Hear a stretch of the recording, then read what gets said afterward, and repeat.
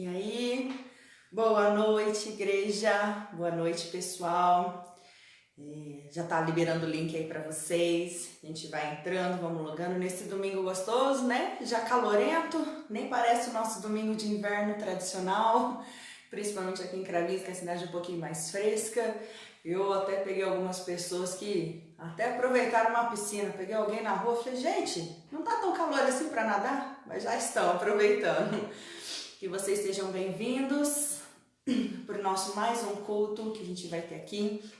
Que seja mais uma noite, não somente uma noite que vai passar batido, mas que você possa preparar o seu coração nessa noite para poder receber do Senhor, receber de Jesus e Ele possa falar ao seu coração. Então vai se preparando, organiza aí onde você vai colocar para você assistir essa live. Então se é na TV, se é no celular, se é no tablet ou computador, que você já possa ir logando, ajustando o volume, a posição que você vai ficar sentado ou apoiado na mesa. Chama quem tá pendente ainda para vir, o pessoal que tá lá no banheiro ainda, ou deixou alguma coisa para comer. Então já chama esse pessoalzinho para vir para cá, fala assim, não, vamos sentar agora, que agora Deus vai falar conosco, agora Deus vai ter uma palavra para abençoar o nosso coração, né? Então já se prepara aí, já traga tudo o que você precisa, se é um copo d'água que você precisa pegar, se é um petisquinho aí, mas que você já possa preparar e sentar para se concentrar,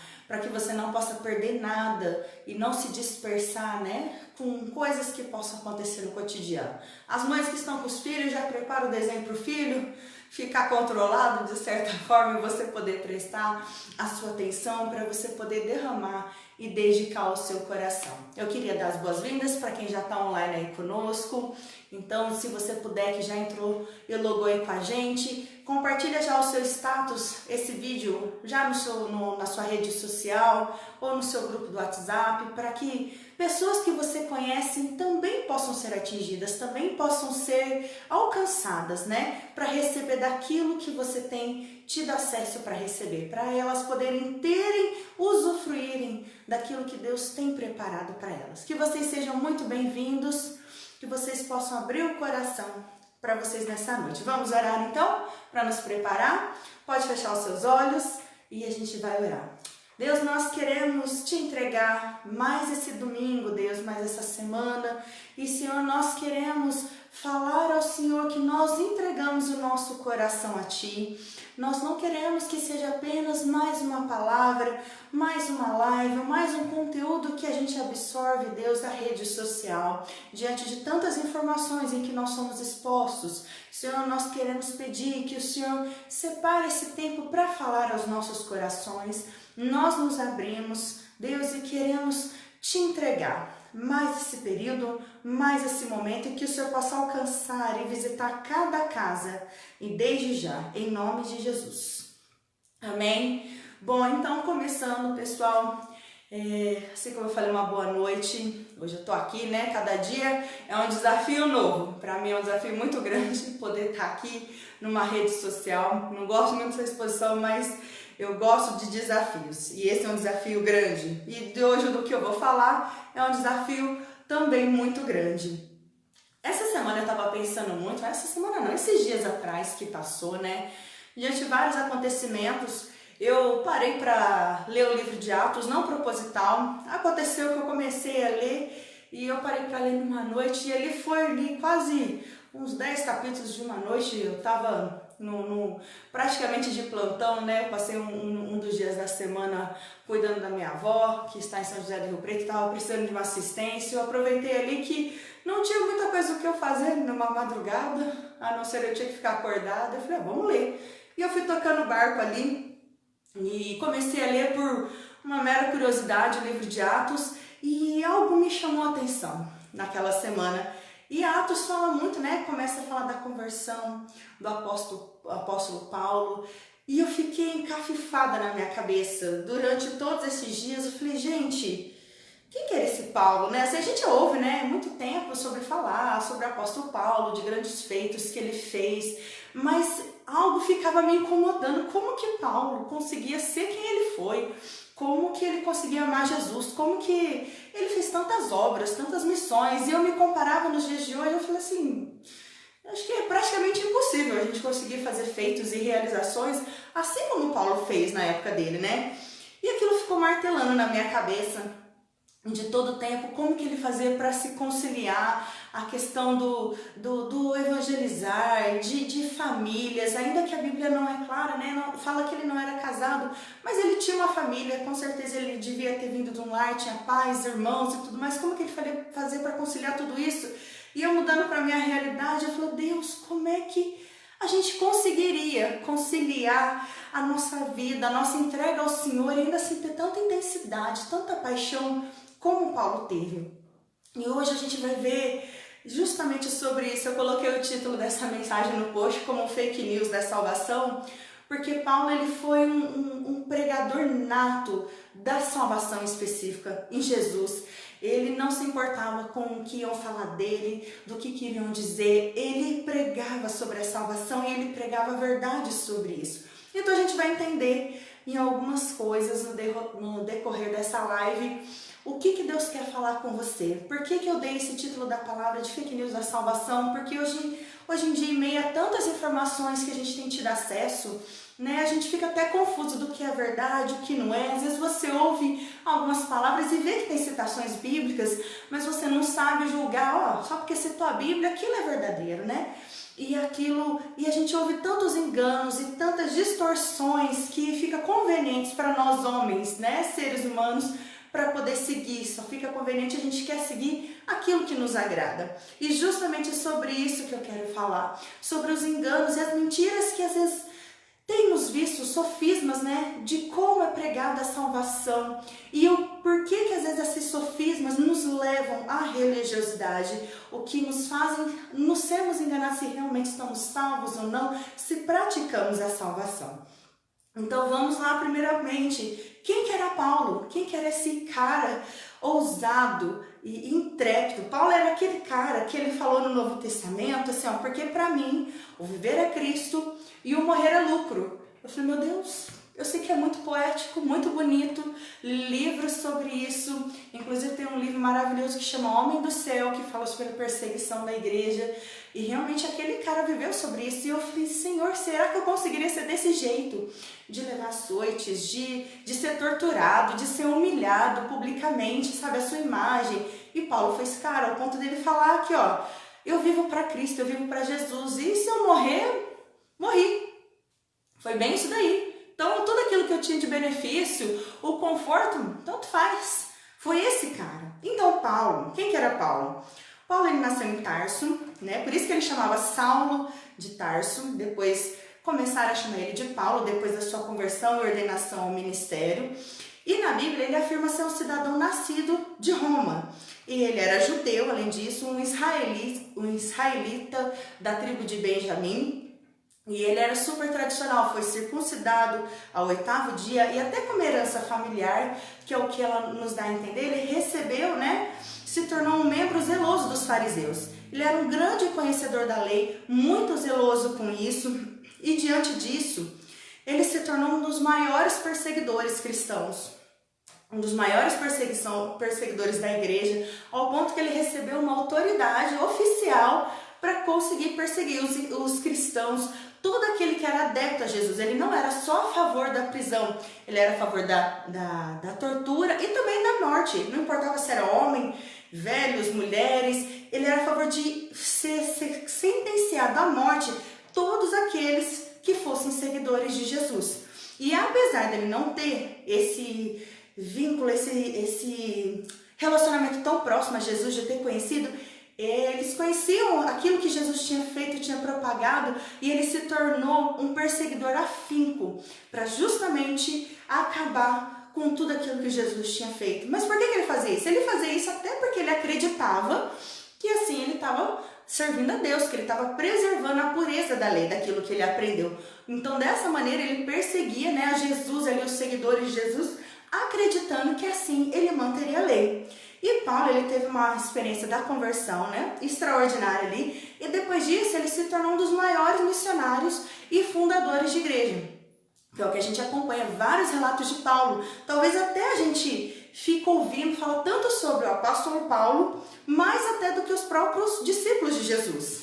De tantos exemplos, talvez por isso, de tantas cartas que ele encaminhou, que ele disse, escreveu às igrejas para fortalecer. Esse era Paulo. E foi exatamente nisso que aí eu fiquei com uma incógnita. Eu falei, gente, apesar disso tudo, ele era um fariseu e tudo mais, de perseguidor, se tornou o maior influenciador, um dos maiores influenciadores e abençoadores e conquistadores de igreja.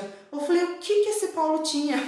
O que ele conseguiu fazer? Que eu ainda não consegui na minha geração? O que ele fez? O que ele conseguiu entender? Que às vezes eu ainda não entendi na minha vida. Né? Como é que eu consigo chegar? Lógico que eu falei, gente, será que eu me compararia a Paulo de fazer várias viagens e várias pessoas, né, se converterem a Deus? E eu entendo que Paulo até mesmo, depois eu fui entender, ele não foi só depois que se converteu e ele já foi entregue ao ministério 100%. Não, ele trabalhava secularmente. Então ele tinha o trabalho dele. Em várias passagens ele fala que devido ao árduo trabalho dele, né, para não ser pesado para nenhum dos irmãos ali o sustento. Então ainda assim ele tinha a vida dele, a rotina de sustento que ele precisava se manter. Mas também ele não se importava de ir lá, evangelizar, pregar e botar a cara mesmo a bater e fazer o que fosse necessário para ser propagado o nome de Jesus. Depois daquela conversão, a experiência que ele teve genuína, que se tornou uma testemunha daquilo que Jesus fez, ele entendeu realmente qual que era o propósito da vida dele e para aquilo que Deus tinha chamado. E eu fiquei olhando para mim porque tantas vezes a gente se esconde atrás de compromissos, atrás da correria, atrás da família, atrás dos filhos, até mesmo, né? Atrás do cansaço, das lutas ou das renúncias que a gente vai ter que fazer e se esconde atrás desses argumentos como motivo para você não se entregar completamente a Deus, como motivo para você não se envolver, um motivo para você não se derramar, não se deixar gastar. É lógico que todas essas coisas são muito importantes. E todos têm que ter um equilíbrio, mas Paulo, ele conseguia se entregar e se envolver de uma certa maneira. E quando eu fui desafiada a trazer essa mensagem a vocês, né, eu me lembrei, isso ficou martelando na minha cabeça, e eu me lembrei de uma ministração que eu e o Alceu a gente passou no ano passado, num congresso chamado GIM Brasil, que abre parênteses. Você jovem, ou você que se já acha jovem, mesmo que a sua idade ainda não esteja na faixa etária jovem, eu te incentivo, você procure saber, qualquer coisa nos procure depois maiores informações. Foi e é um evento que foi divisor de águas na nossa vida ali, de mudanças radicais no nosso ministério, na nossa cultura, no nosso modo de pensar. E eu me lembrei, se eu não me engano, era a primeira ministração que a gente teve nesse dia, a gente nem pegou essa ministração inteira, né? E por vários tempos eu falei, nossa, eu quero parar e ouvir esse link, essa ministração, eu quero, não sei, algo me chamou a atenção nisso. E essa semana eu parei para fazer isso. Eu tinha guardado ainda um link da mensagem do ano passado, julho do ano passado, e eu parei para ouvir. Eu entendi, Deus, é isso que a gente precisa, é isso que eu preciso para a minha vida.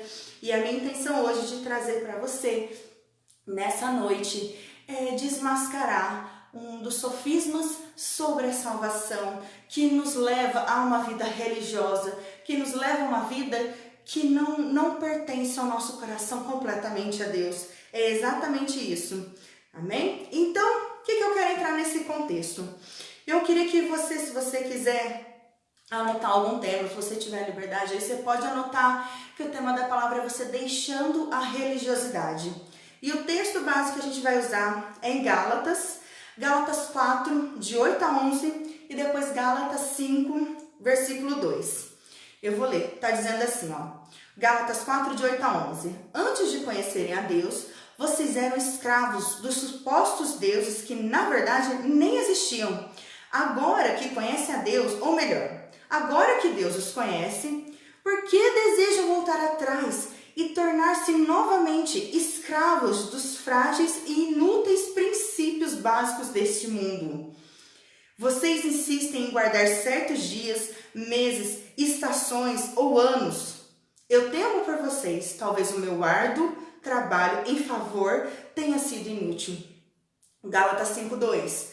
Prestem atenção, eu, Paulo, lhes digo, se vocês deixarem ser circuncidados, Cristo de nada lhes servirás. O que está dizendo aqui?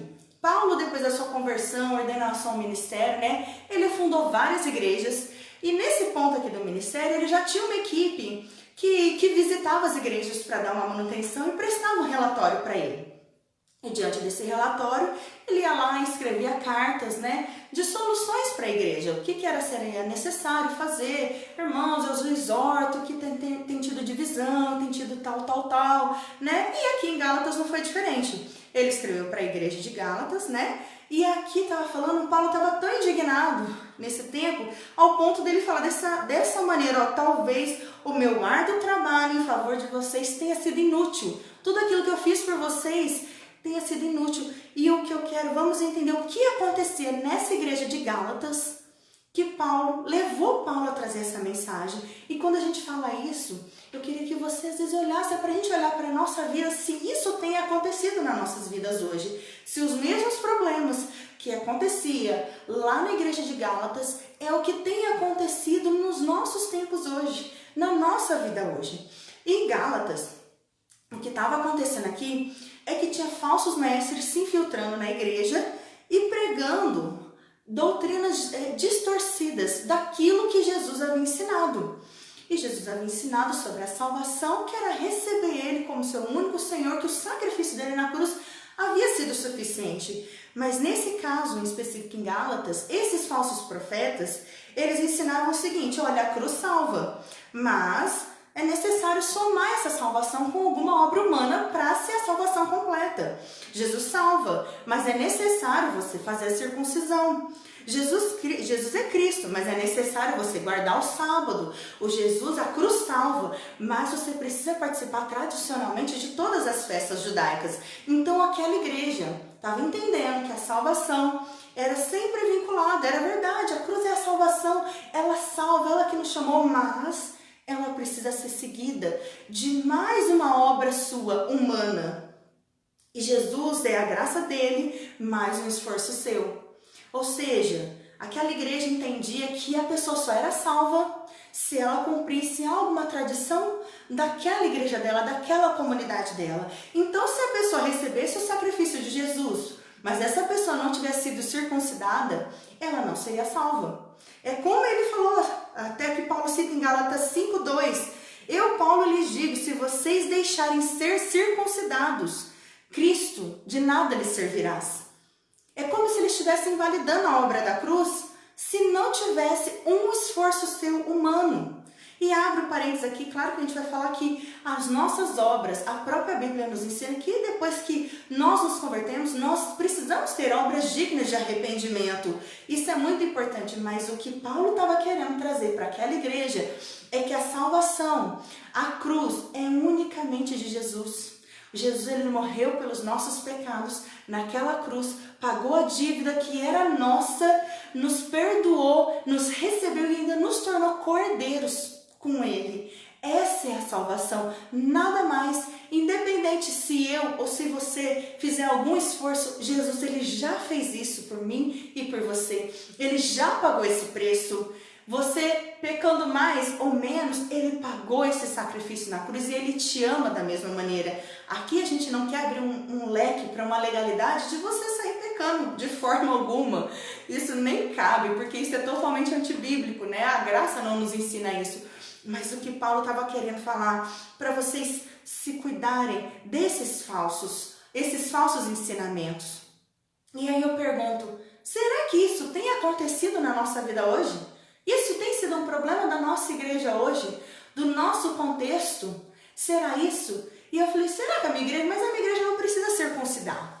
A minha igreja não precisa ser tradicionalmente. Mas sabe como? É a mesma questão hoje. Olha, a cruz salva. Mas se você não frequentar todas as células, você vai ser um desviado.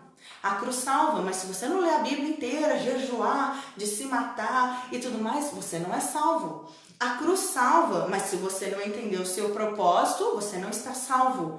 Lembrando, como eu falei, todas essas coisas são fundamentais e são importantíssimas. Você estar presente no culto da sua igreja, ainda que com esse cenário que a gente está vivendo na sociedade de pandemia, mas você está envolvido nas reuniões, receber uma palavra, um alimento espiritual, uma cobertura, você se devoto e você entender da palavra. Eu não estou dizendo aqui que você não deve fazer isso. O que eu estou querendo te dizer é que a salvação é única e exclusivamente de Jesus. Ele, o sacrifício que ele fez na cruz foi suficiente. E isso que a gente vai entender. E a Bíblia também ensina a questão das obras. A Bíblia é até muito clara em Efésios 2, de 8 a 10. Vocês são salvos pela graça, pelo sacrifício que Jesus fez, por meio da fé. E isso não vem de vós, não vem de vocês, é uma dádiva de Deus. Não é uma recompensa pela prática de boas obras, para que ninguém venha se orgulhar, porque nós somos obra-prima de Deus, criados em Cristo Jesus, a fim de realizar boas obras que Ele de antemão planejou para nós. Tá vendo a diferença? Jesus está falando assim, não é pelo seu bom comportamento, não é pela sua entrega que você é salvo, é pela entrega do seu coração a Jesus, Ele sendo o trono, tendo o trono do senhorinho na sua vida, no seu coração, não pelas suas obras. E é tão profundo que Jesus não invalida a questão de você mudar, de você ser melhor, de você andar em santidade, que Ele mesmo fala, olha, a fim de realizar as boas obras que Ele de antemão planejou para nós. Então, a gente não está invalidando que você precisa mudar, que tem que mudar o seu caminho, se converter dos maus caminhos e fazer tudo mais. Mas o que nós estamos querendo falar, é que a sua salvação não depende das suas atitudes, não depende das suas boas ações, das suas obras. A salvação é exclusivamente realizada na cruz, quando nós aceitamos o sacrifício de Jesus. E aí, eu fiquei pensando, ok, eu entendo tudo isso, mas então por que é tão difícil para o ser humano ele aceitar a salvação única e exclusiva pela graça? Por que é tão difícil a gente aceitar o verdadeiro evangelho, que é exatamente esse? Por que é tão difícil aceitar o sacrifício só que Jesus fez? E ponto. Por quê? Isso que a gente vai ver 2 pontos hoje, que é o que nos leva a vivermos uma vida de religiosidade, uma vida que não é o verdadeiro evangelho. A primeira coisa é que o ser humano, ele tem a necessidade de reinar, de dominar.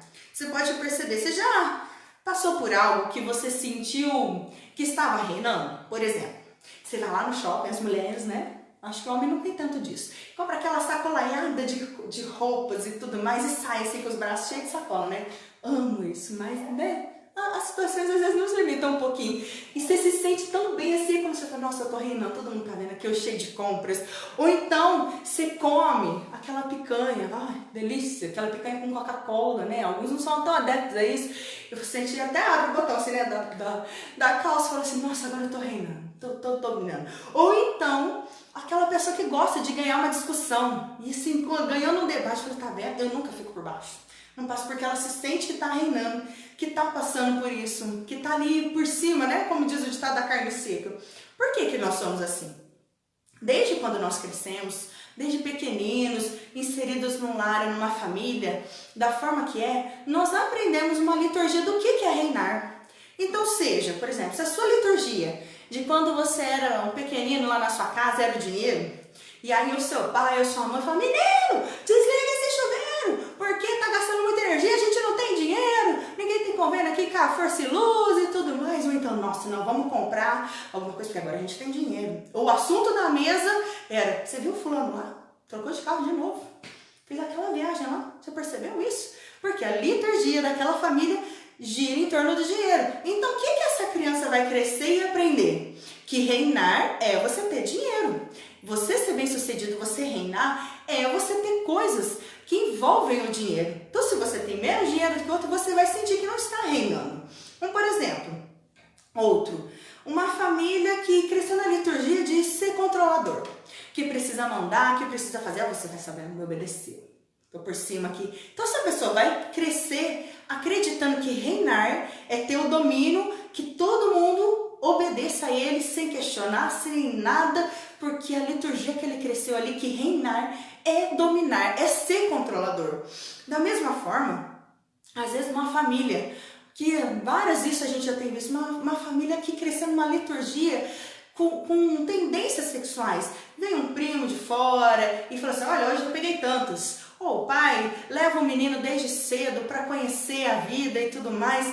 Então essa pessoa vai crescer achando que reinar é você sempre se dar bem com uma vida sexual boa. E por isso que tem dificuldades com pornografia e etc.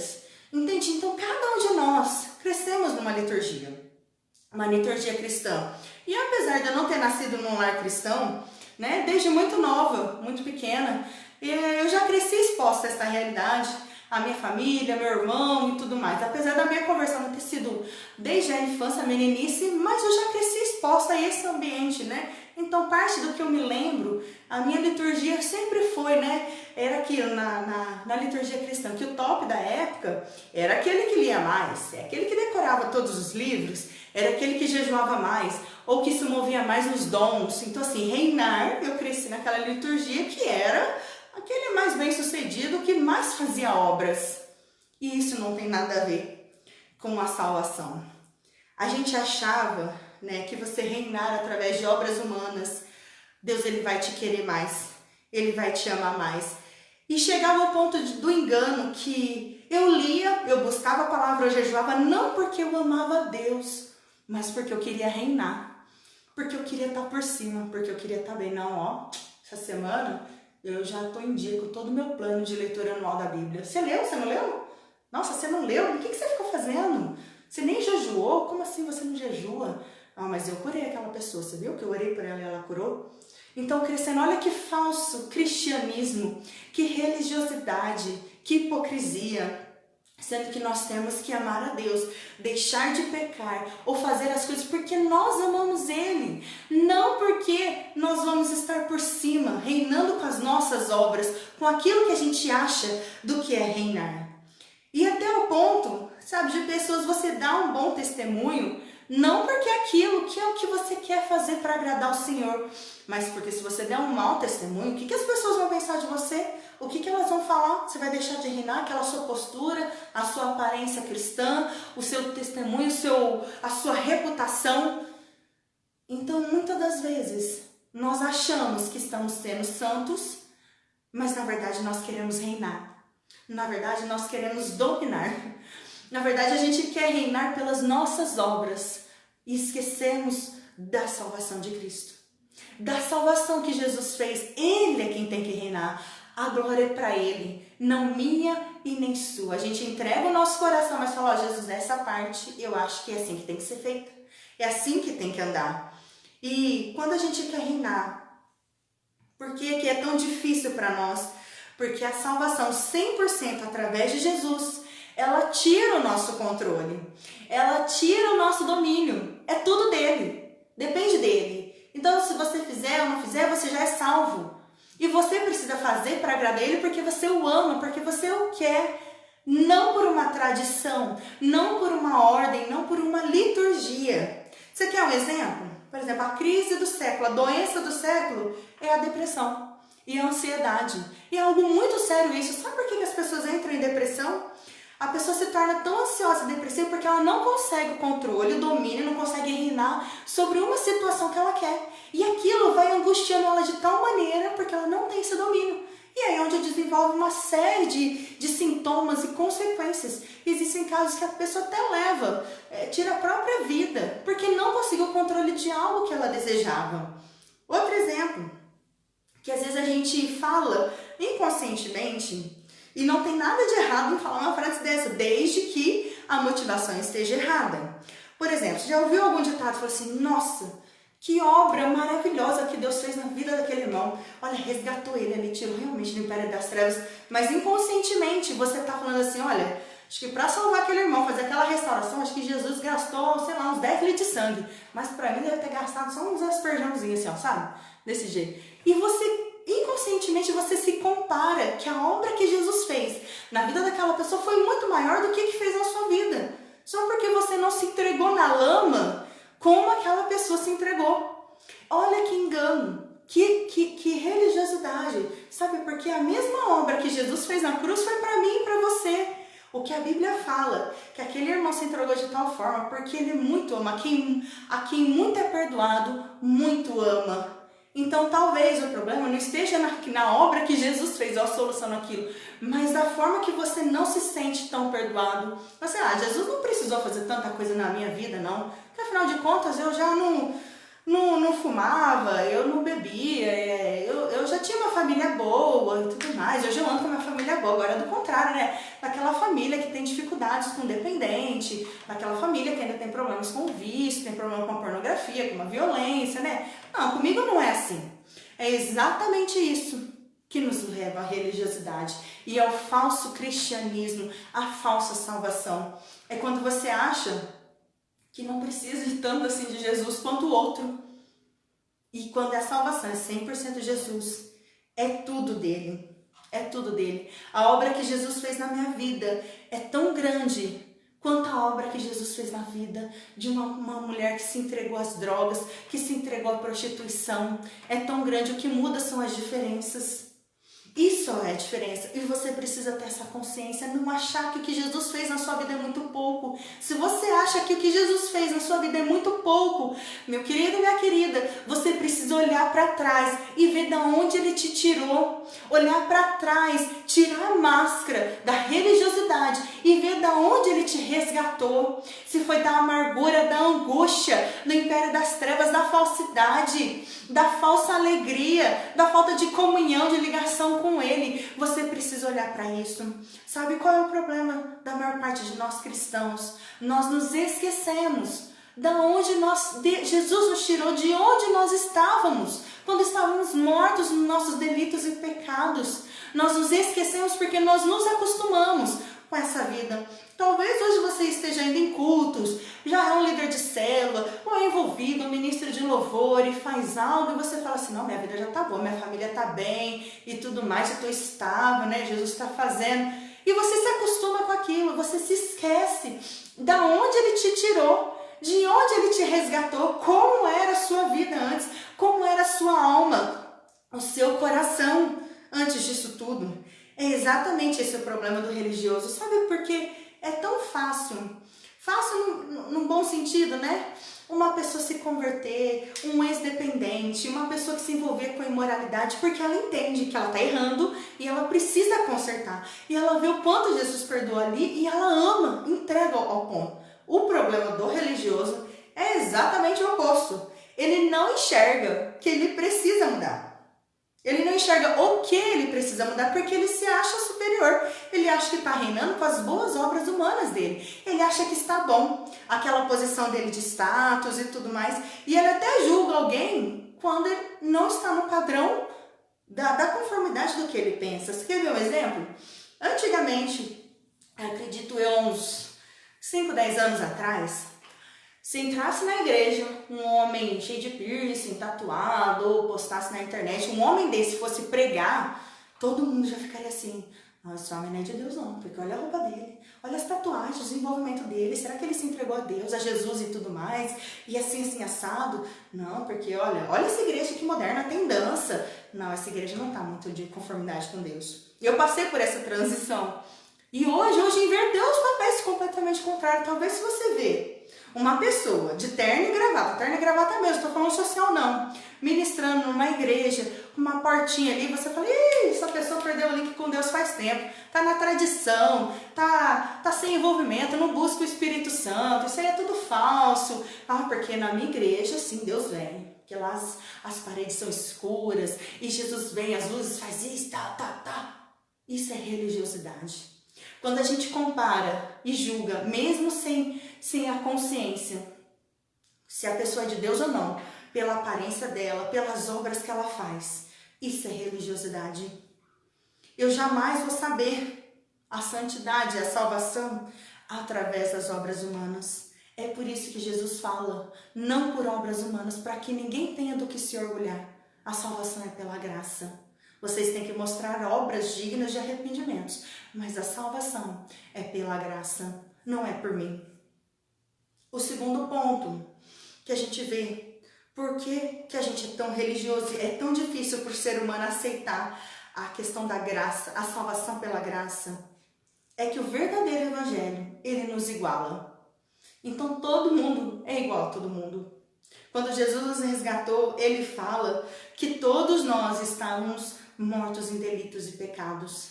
Eu sempre dava um exemplozinho, quando eu ministrava em célula, que o pecado, ele é pecado, não interessa.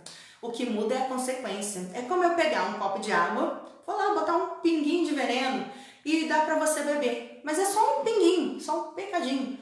Aquele copo está sujo, está comprometido, está corrompido, contaminado. O pecado é a mesma coisa. O que muda é a consequência de eu beber aquele copo, se é a quantidade ou não. Mas o pecado é pecado. Então o pecado, quando o verdadeiro evangelho nos iguala, sabe o que ele está falando? Vocês são tudo farinha do mesmo saco. São todo mundo que está na lama. Sabe o que ele compara a mim e a sua justiça? Com um trapo de imundícia. Quem não sabe o que é trapo de imundícia? Os mais antigos vão saber. É um absorvente de pano menstruado. Ele compara a mim e a sua justiça com um trapo desse. Para você ter uma ideia do quão bom você é. De quão suficiente você é. Porque ele nos iguala. Todo mundo foi resgatado. Mesmo que você fazia boas obras. Mesmo que você servia os pobres, dava comida, esmola aos mendigos, fazia boas ações e tudo mais. Se você não recebeu ele como seu único Senhor e Salvador, a sua justiça é como um absorvente menstruado. Literalmente isso. Porque o Evangelho, ele nos iguala. Todos pecaram. Todos estão destituídos da glória de Deus. Todo mundo está na mesma posição. Alguns podem ter uma consequência do erro maior do que outros, mas todos estão ali, todos carecem da glória de Deus. Todos precisam da salvação. E ao mesmo tempo que nós precisamos, todo mundo pecou, todo mundo está na lama, nós também estamos lá no céu. Ele nos resgatou da morte, do império das trevas, nos deu uma vida nova, uma vida eterna, nos fez reinar junto com Ele, não uns acima e outros abaixo, nos fez junto. E assim, como que Jesus está falando, eu não sou melhor que ninguém, mas também eu não sou pior que ninguém. O Evangelho, a salvação, ela não se iguala. Não é sobre nós, sobre mim, sobre você, do que você faz, deixa de fazer para ser melhor no reino. Se você canta, dança, pula, dá piruleta, não, é sobre Ele. Ele que é porque dele, por Ele e para Ele são todas as coisas. E isso, sabe o que nos leva a querer? Todas as obras são muito importantes, gente, mas a raiz do problema é o coração do homem focado em si mesmo. O coração do homem, mesmo que inconsciente, buscando o seu próprio eu, o seu próprio ego, o seu próprio promover. Sabe aquele ditado, aleleu? Glórias a eu? Não a ele? É exatamente. Você quer ver um exemplo? Às vezes a pessoa quer andar em santidade, mas não porque precisa, porque se sentiu constrangido, mas só porque ela quer se livrar do inferno. Quem que é beneficiado com isso? Eu. Se eu quero entregar os dízimos só para não ter uma maldição, para não ter uma luta na área financeira e aliás de tudo mais, no final de contas, né? Só para não bater em meu carro, para Deus me abençoar. Quem que é beneficiado com isso? Eu. Se eu quero fazer tudo certinho, ali com a minha família e tudo mais, para ser abençoado, quem que se beneficia com isso? Eu. Não estou querendo dizer que é errado você fazer essas coisas, pelo contrário, você tem que fazer, mas com a motivação correta. Não com a motivação do seu benefício, de você ser reinado. A motivação é porque você precisa agradar ao Senhor, porque você o ama, porque você o quer e você quer agradá-lo. Essa é a intenção correta. Mas e aí, como é que eu venço então a religiosidade, Thaís? O que eu preciso fazer? Como é que eu paro de ter essa vida que naturalmente isso acontece conosco? E é aí onde eu entro, né? Sobre o apóstolo Paulo. Paulo, ele conseguiu entender. Quando ele teve aquela experiência de conversão, que veio um clarão e uma voz falou, Paulo, Paulo, por que você me persegues? Eu sou Jesus, a quem você persegue. Ali ele teve um encontro com Deus. E ele viu como Jesus o amava, mesmo ele sendo inimigo da cruz. E literalmente inimigo ao ponto de perseguir os seguidores dele.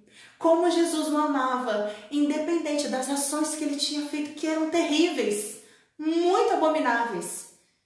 E Paulo entendeu porque ali ele tinha vontade, depois daquela conversão, ele entendeu, ele teve vontade de fazer a vontade de Deus, cumprir o seu chamado, andar em santidade, sofrer por Jesus, não porque obrigaram ele a fazer isso, porque ele achava que era o certo a fazer, mas porque ele queria agradar aquele que o primeiro o amou.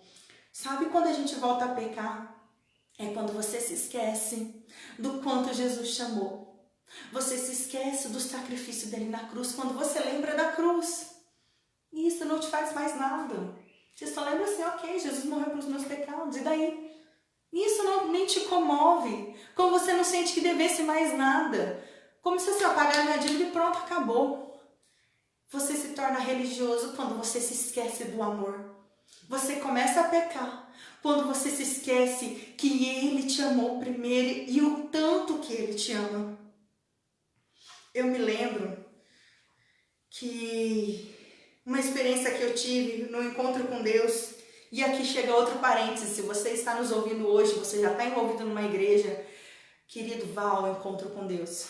É uma experiência única, onde Deus ele vai te encharcar do amor dele. Eu creio que cada um tem a sua experiência única, mas da minha experiência, o que eu posso falar? Eu saí dali aqueles 3 dias entendendo, crendo e vivendo, sabendo que Deus me ama. Quando todo mundo me perguntava, e aí, como foi o encontro? Eu falava, foi tremendo, mas ok, o que foi a mensagem? Eu falei, olha, eu entendi que Jesus me ama. A mensagem que me marcou foi isso, e eu me lembrava da época, eu tinha 15 anos na época, como a gente voltava cheio do fogo, cheio do amor ali, querendo pregar. A gente falava do ditado que a gente saía pregando até para poste e querendo mudar radical de vida, porque eu entendi que ele me ama, que ele fez esse alto preço, o quanto eu pecava e achava que não pecava. O quanto eu estava ali, fechada, cheia de amarguras, religiosidade, tradições, rancores, atrás de uma capa de felicidade, de extrovertido. O quanto, e eu saí dali entendendo. Ele me amou primeiro, ele me escolheu, e foi uma aliança ali que eu fiz. Você quer um exemplo mais prático sobre isso? O que é você lembrar e ser grato quando você vê que alguém te amou primeiro? Quando uma mulher tem um primeiro filho, primeira filha, enfim, você pode perceber que, na maior parte das vezes, salvo algumas exceções, né, de acordo com a família, é uma tendência daquela que se tornou mãe, os laços dela com a sua família, com os pais que ela tem, serem mais estreitos, ela se achegar mais, se agradecer mais, fazer mais pela sua própria mãe, porque ela se tornou mãe. Porque ali, quando ela se torna mãe, é uma vida tanto de entrega, e quem é mãe sabe disso, né, que você tem que se dar, e você realmente ama muito primeiro do que o filho, porque o filho vai ainda levar alguns anos para te dar o retorno e demonstrar o seu amor. Você inconscientemente, você se torna, estreita esses laços familiares, especialmente com a mãe entre si, porque ela lembra inconscientemente o quanto a sua mãe amou primeiro, o quanto ela se entregou, o quanto ela sofreu e deu amor ali. E aquilo te gera uma gratidão ao ponto de você ouvir conselhos, apesar das discordâncias, ao ponto de você querer fazer algo, o relacionamento se torna mais fácil, porque inconscientemente você está lembrando que você foi amado primeiro, e aquilo você sentiu um amor transbordante e querendo ser grato. É exatamente isso, querido. Nós lembrarmos que ele nos amou primeiro. Eu queria fazer 2 apelos aqui nessa noite. Se você está nos ouvindo hoje, ainda que não seja a primeira vez, e você por algum motivo se distanciou dos caminhos do Senhor, porque você realmente esqueceu desse amor, eu vou querer orar por você. Eu queria que você abrisse o seu coração. Se você hoje ainda nunca teve uma experiência com Deus, nunca sentiu Jesus, nunca provou desse amor, nunca se sentiu amado, se sentiu envolvido, igual tantas a gente fala, que realmente Ele nos amou, nos entregou, mas se você deseja ter essa experiência, esse amor, sentir encharcado, de ter a revelação do que Jesus fez por você naquela cruz, eu queria que você fechasse os seus olhos agora e repetisse uma oração comigo. Em nome de Jesus, repete dessa maneira. Senhor Jesus, eu quero te pedir que você venha entrar no meu coração agora. E assim como eu ouvi nessa noite, que você possa encharcar o meu coração. Eu quero entender do seu amor. Eu quero ter a revelação do sacrifício que você fez por mim naquela cruz. Eu quero saber a dimensão de quanto eu era inimiga sua. E hoje o Senhor me aceita. Senhor Jesus, nessa noite eu te entrego o meu coração para que você volte a reinar, para que você é quem domine, em nome de Jesus. Então, querido ou querida, se você nos ouviu e você deseja uma oração específica, nos manda uma mensagem nos comentários ou um direct que a gente vai visualizar, vai entrar em contato com você e vamos falar mais sobre esse Jesus, sobre a salvação. E agora o meu segundo apelo vai para aquele que, se você se identificou que na sua vida tem traços de religiosidade, traços de hipocrisia, de falsidade da salvação. Se você identificou que na sua vida você precisa mudar as motivações, mas você não sabe por onde começar. Thais, eu até entendi, mas eu não consigo mais sentir esse amor. Eu não consigo mais sentir toda essa gratidão, porque eu já vivi tão acostumado, mas eu queria mudar. Se esse é o seu caso, eu queria, assim como a gente fez da última vez, você sinalizasse para Deus de uma maneira o seu desejo, a sua decisão. O sinalizar para Deus, seja levantar uma mão, seja você ficar de pé, seja você fazer algo. Não sei, você que está aí na sua casa me escutando, algo, você vai sinalizar para Deus que você quer e deseja essa mudança, e eu vou orar por você, amém? Deus, em nome de Jesus, eu quero te pedir, entra nesses lares, entra nessas casas, e essas pessoas que hoje se identificaram que precisam mudar, precisam se arrepender da religiosidade, Senhor, as ajude. Espírito Santo, que nos convence do mal, as convença, Senhor, da mudança, daquilo da onde o Senhor as tem tirado, da onde o Senhor as precisa tirar. Jesus, tira a máscara, a dureza da religiosidade, Deus, do orgulho, e o Senhor entra em cada lar, que o Senhor possa trazer a memória agora, Deus, quando o Senhor as resgatou, e trazer, Deus, obras dignas de arrependimento. Senhor Jesus, eu quero ainda te clamar que nesse momento o Senhor as invada com tanto amor, tanta misericórdia e bondade, que elas possam receber a revelação de quanto são amadas, de quanto o Senhor as escolheu, que o Senhor poderia ter escolhido qualquer pessoa, os seus vizinhos, os seus colegas de trabalho, ou outros familiares, mas o Senhor decidiu escolhê-los, Deus, porque o Senhor os amou primeiro. Jesus, que nessa noite saiam com essa revelação, esse entendimento, que o Senhor os amou primeiro, e encha eles esse coração de amar ao Senhor, de se entregarem a Ti, porque alguém me amou primeiro. Senhor, em nome do Teu Filho Jesus, venha com o entendimento e o discernimento do Teu Espírito Santo, deles fazerem a Sua vontade, porque o Senhor nos amou primeiro. Em nome de Jesus. Amém. Querida, então, eu queria deixar essa ministração com você. Eu espero e eu oro para que Deus tenha falado com você e essa palavra produza a cada dia em nós uma mudança ao ponto de nós sondarmos as nossas motivações e intenções e, quando necessário, buscarmos lugar de arrependimento para não nos esquecermos do alto preço que Ele pagou por nós. Fique com Deus, um abraço, um bom resto de domingo, uma ótima semana, que você vá em paz, seja abençoado. Em nome do Filho Jesus. Amém.